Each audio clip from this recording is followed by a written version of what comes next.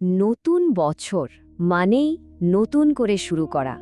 কিন্তু কি হবে যদি এই নতুন বছরটা শুধু একটা ক্যালেন্ডারের পাতা উল্টানো না হয়ে একটা সম্পূর্ণ নতুন জীবন হয়ে ওঠে? চলুন আজ সেই শক্তিশালী উপায়টাই জেনে নেওয়া যাক। আচ্ছা, আলোচনাটা শুরু করা যাক একটা প্রশ্ন দিয়ে। নতুন বছরে আমরা কত উপহার দিই বা পাই, তাই না? কিন্তু সব কিছুর ঊর্ধ্বে শ্রেষ্ঠ উপহার আসলে কোনটা হতে পারে? মানে কোন জিনিসটা একটা উপহার কি সত্যিই মূল্যবান করে তোলে? দেখুন, টাকা পয়সা, মুকুট বা সিংহাসনের মতো উপহারগুলো তো ক্ষণস্থায়ী, আজ আছে কাল নেই। কিন্তু এর বাইরেও এক শাশ্বত উপহারের কথা বলা হয়েছে। ভাবুন তো, একটা গোটা স্বর্ণেম বিশ্ব, যা আসলে কোনো উপহার নয়, বরং আমাদের জন্মগত অধিকার। সুতরাং এটা শুধু একটা নতুন ক্যালেন্ডার বছর শুরু হওয়ার কথা নয়, বরং এটা এমন এক গভীর উপহার পাওয়ার বিষয় যা একটা নতুন জীবন আর একটা নতুন যুগের সূচনা করতে পারে। তাহলে এই নতুন বছরের আসল লক্ষ্যটা কি? মূল ধারণাটা হলো বাবার মতো হয়ে ওঠা। এর মানে হলো নিজের জীবনের সম্পূর্ণতা, পারদর্শিতা আর মেথ্রিজ মানে কর্তৃত্ব অর্জন করা। এক কথায় নিখুঁত হওয়া। এই নিখুঁত হওয়ার পথে প্রথম ধাপটাই হলো জীবনের প্রত্যেকটা দিককে সফল করে তোলা। আর হ্যাঁ, এখানে সফল শব্দটার একটা বিশেষ এবং গভীর অর্থ আছে।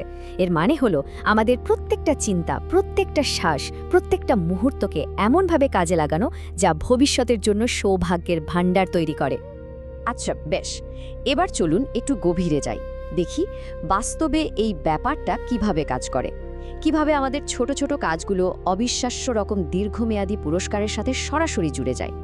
যেমন ধরুন, যদি বর্তমানের প্রত্যেকটা মুহূর্তকে সফল করা যায়, মানে উদ্দেশ্যপূর্ণভাবে কাজে লাগানো যায়, তাহলে তার পুরস্কার কি? পুরস্কার হলো ভবিষ্যতের সৌভাগ্য আর জীবনের উপর সম্পূর্ণ নিয়ন্ত্রণ। দারুণ না ব্যাপারটা?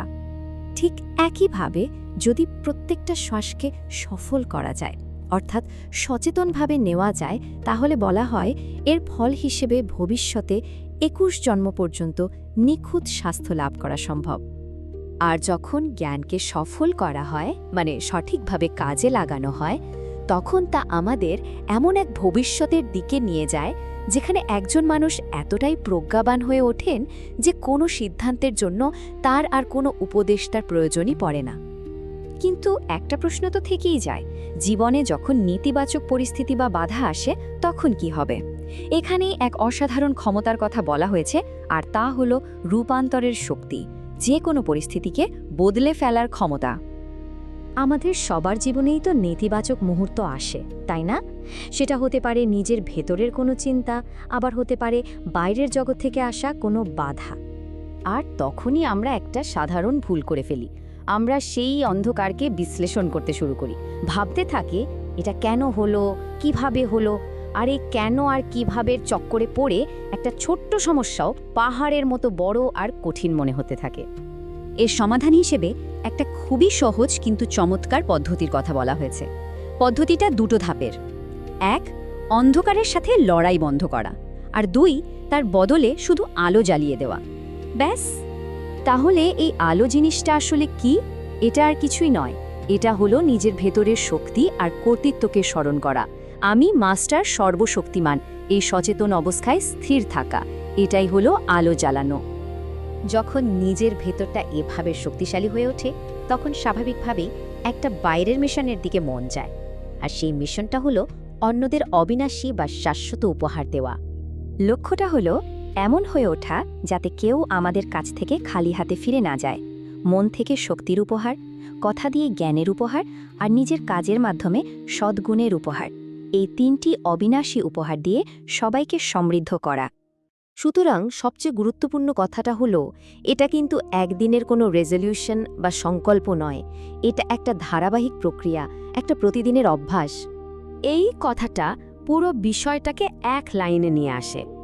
প্রতিটি দিনকে আত্মরূপান্তর এবং বিশ্ব রূপান্তরের দিন হিসেবে গড়ে তুলুন। অর্থাৎ আসল পরিবর্তন হলো একটা দৈনিক অনুশীলন যা নিজেকে আর এই পৃথিবীকে দুটোকেই প্রভাবিত করে। তো শেষ করার আগে চলুন একটা ভাবনা নিয়ে যাই। আজ নিজের ভেতরের কোনো একটা ছোট অন্ধকারকে আমরা ইতিবাচক কিছুতে বদলে ফেলতে পারি। আর তার জন্য কিন্তু লড়াই করার দরকার নেই। শুধু নিজের ভেতরের আলোটা জ্বালিয়ে দেওয়াই যথেষ্ট।